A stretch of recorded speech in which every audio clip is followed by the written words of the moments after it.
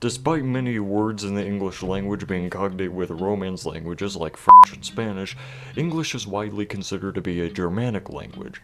This is because the Romance cognates are usually very specific and technical words which, although they naturally make up the majority of English vocabulary, aren't very common, and the most commonly used words in the language, as well as the language's grammar, is much more similar to German and Dutch than to Spanish and French.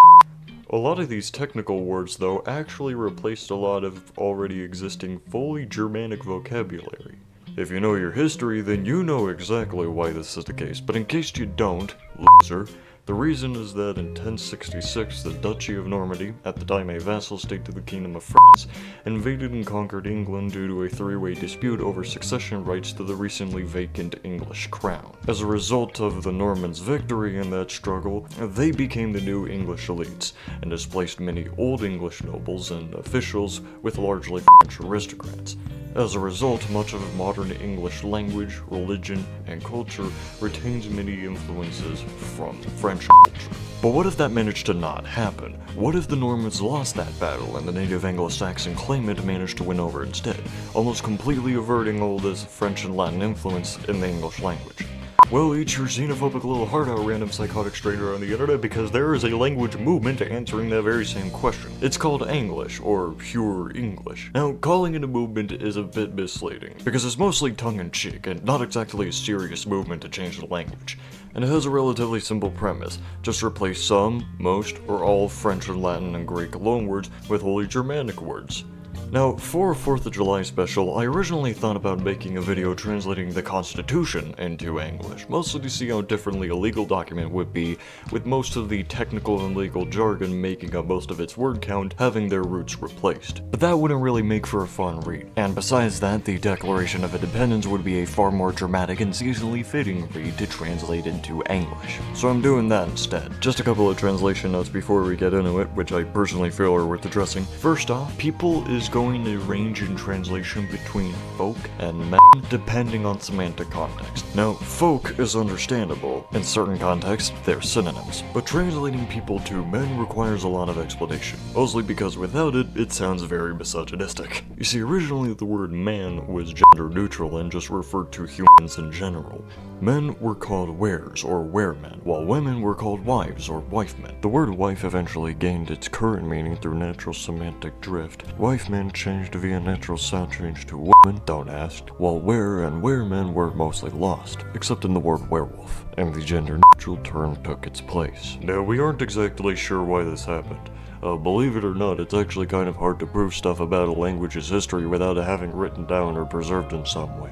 But it's plausible to assume that this semantic drift might have occurred due to the Normans introducing a comparatively more patriarchal and androcentric culture and legal framework compared to Anglo-Saxon England, although man hasn't entirely lost its gender-neutral meaning. Aside from the word mankind, it's still quite commonly used like that in the vocative, and in a lot of formal poetic contexts. In fact, it's used like that in the Declaration of Independence a lot. But, you know, sexism's still a thing, so those usages have started to get a lot of flack from people who usually know fuck all about linguistics. So I personally feel that I need to clarify that man means human here, and man as we use it now is going to be a completely different word altogether. The second thing is that, due to the nature of sound changes, on which most English words are retroactively applied, there are going to be a lot of false cognates. Words that sound like English words that already exist, but mean something different. For example, mean as an adjective means common in English and not rude as it does in English. From what I can tell, the former seems to have been the original meaning, while the latter seems to have been gained later on, probably due to classism. All of the false cognates are going to be marked in red. Third thing, the English dictionaries that I used weren't entirely comprehensive, so there are going to be a few choice wordings and alterations made in the translations. Some words are going to be calqued from words in other Germanic languages or straight up borrowed, while others are going to require a rephrasing to convey the same meaning. So when that happens, it's gonna be marked in blue. A fourth thing, the original text of the Declaration of Independence is going to be given in the subtitles, just in case you wanted to do a side-by-side comparison. One last thing, due to a lot of the English word books being comprised of archaic words or fringe dialectal words, the entire thing is going to sound very goofy and a little bit Shakespearean and formal, which is ironic considering that these words were part of the informal common tongue before being supplanted by word borrowings from the formal language of the elite. Just goes to show you how much English has changed in the last 1,000 years. So with that out of the way, let's begin. In Witsmoot, Yowley 4th, 1776. The one red oath of the 13 wand riches of America. When in the rows of mankind's happenings it becomes needed for one folk to sunder the wieldy bands which have binded them with another, and to underfang among the thrakes of the earth the sundry and even steeds to which the laws of kind and of kind's God beright them, a seemly manship to mankind's waning stars that they should bowed the sakes which shove them to the sundering. We hold these truths to be self-seen, that all men are made even, that they are bestowed by their Maker with sundry unfremenly rights, that among these are life, freedom, and the hiding of happiness. That to fasten these rights, ricksings are instilled among men, drawing their right mains from the thaving of the rixt, that whenever any shape of ricksing becomes luring of these ends, it is the right of the folk to wend or fordo it, and to still a new ricksing, laying its ground line on such principes, and dieting its mains in such shape as to them shall seem likeliest to rind their grith and happiness.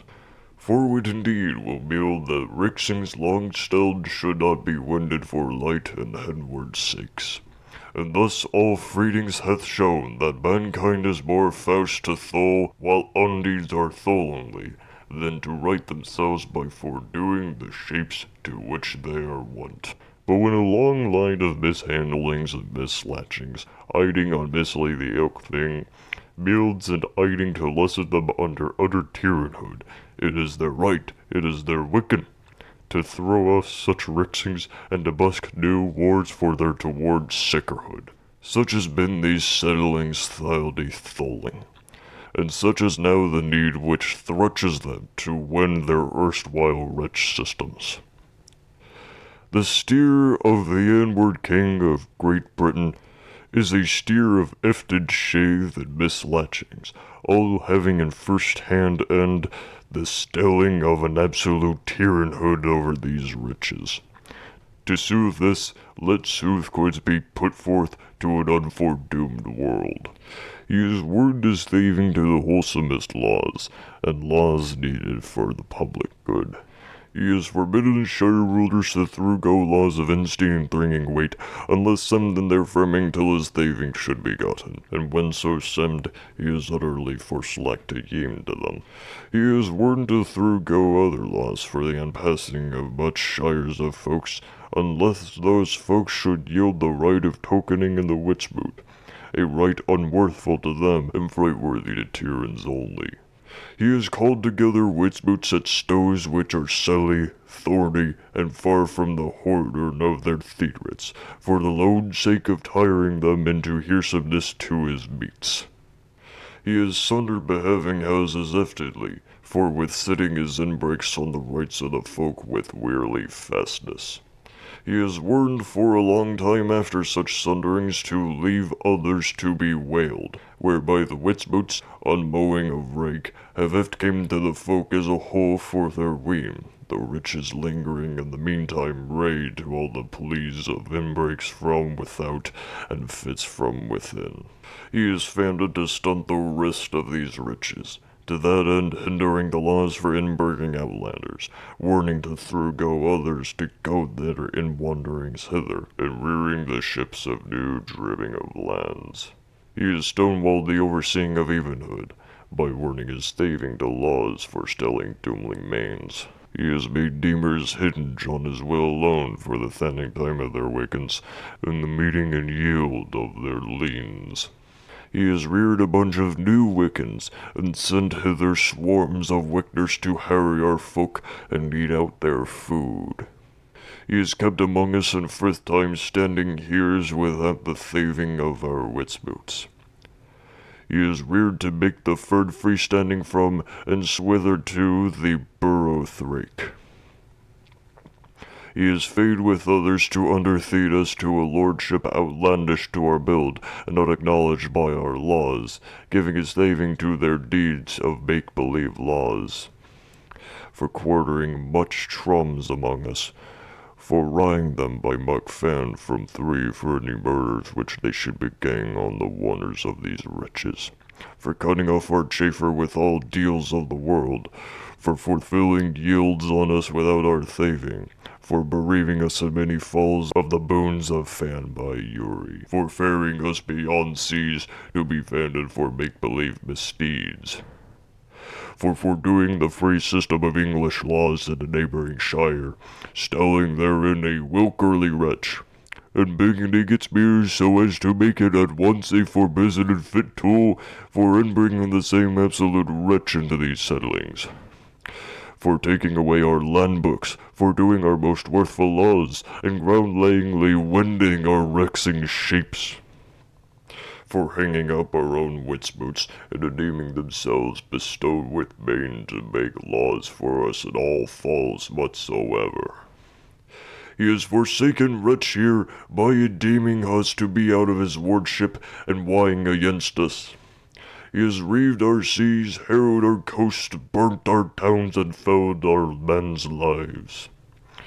He is at this time ferrying store trums of ellendish cell sorts to fulfill the works of death, wasting, and tyranhood, already begun with falls of hard-heartedness and swike seldom matched in the most barbarous elds, and also unworthy of the head of a seemly theed. He has beaten our fellow burrowmen hefted on the high seas to bear weapons against their ethel, to become their friends and brethren's quellers, or to fall themselves by their hands. He has wedded homely uprisings amongst us, and has fanned to bring the ruthless Indish wildman, whose known rail of Gouth is a shetless bane of all elds, hodes, and ships on our Grensland's wonders. At every step of these oversettings we have asked for the wit's boot to set things right in the unmoodiest quids. Our efted askings have been answered only by efted shave. And Atheling, whose kist is thus marked by every did which may define a tyrant, is unfit to be the wielder of a free folk. Nor have we been wanting in heed to our British brethren. We have warned them from time to time about fans by their wits boot to stretch an unlawful lordship over us. We have admonished them about the swayers of our outgoing and settling here. We have beroot to their inborn right whiteness and great-heartedness, and we have uproot them by the ties of our like kindred to withsake these mislatchings, which would unwarrantably underbreak our ties and briefrixel. They too have been deaf to the reared of evenhood and sibred. We must therefore berest in the need which oft-gears our sundering, and hold them as we hold the rest of mankind, fiends and why, or friends and frith. We, therefore, the wand riches of America's beheves, in overall wits boot, sammed, appealing to the world's older deemer for the rightlyhood of our ettle, do, in the name and by the lordship of the good folks of these settlings, earnestly put forth and deem that these one settlings are, and of right ought to be, free and free-standing riches, that they are beloaded from all troth to the British kinhelm, and that all wieldly bonds between them and the rich of Britain is, and not to be, totally sundered, and that as free and freestanding riches, they have full main to one T.Y., fulfill frith, country wares, rear chaffer, and to do all other deeds and things which freestanding riches may of right do. And for the upholding of this oath, with a fast leapening to the wardship of godly foreshowing, we insidely behote to each other our lives, our welfare, and our holy Mensk. Of Yorilin, Button Gwinnett, Lyman Hall, Yori Walton. Of North Churland, Willem Hooper, Joseph Hughes, and Jan Penn. Of South Churland, Edward Rutledge, Thomas Hayward the Younger, Thomas Lynch the Younger, and Arthur Middleton. Of Massachusetts, Jan Hancock. Of Maryland, Samuel Chase, Willem Packa, Thomas Stone, and Carroll of Carrollton. Of Maitland, Yori Wythe, Richard Henrich Lee, Thomas Gottfredson, Benjamin Harrison, Thomas Nelson the Younger, French Lightfoot Lee, and Crater Braxton. Of Penfrith, Rothbert Moritz, Benjamin Rush, Benjamin Freeling, Jan Morton, Yori Clymer, Jacob Smith, Yori Snyder, Jacob Wilson, and Yori Ross. Of Westbite, Kozer Rodney, Yori Reed, and Thomas McKean. Of New York, Willem Floyd, Philip Livingston, French Ludway, and Ludway Moritz. Of New Jersey, Richard Stockton, Jan Witherspoon, French Hopkinson, Jan Hart, and Abraham Clark. Of New Hampshire, Josiah Bartlett and Willem Whipple. Of Massachusetts, Samuel Adams, Jan Adams, Rothbert Hethning, and Elbridge Garwold. Of Rhode Island, Stephen Rothkins and Willem Ellery. Of Connecticut, Rothgar Sherman, Samuel Huntington, Willem Willems, and Anloff Walcott. And of New Hampshire, Matthias Thornton.